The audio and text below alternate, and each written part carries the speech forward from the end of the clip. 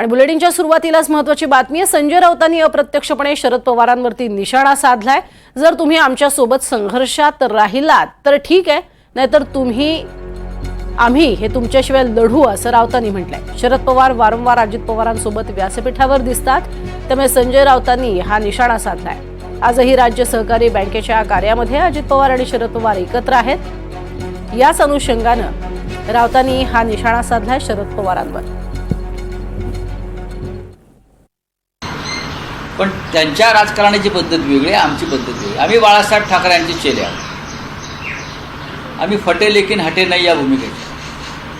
आम्ही सत्तेची आणि संस्थांची पर्वा करत नाही। नेशन फर्स्ट, स्टेट फर्स्ट ही भूमिका आमची जरूर आहे, पण आमच्या संस्था टिकाव्यात, आमचे कारखाने टिकावेत, कारखान्यावरची आमची माणसं टिकावीत, म्हणून आमचं राजकारण नाही आहे।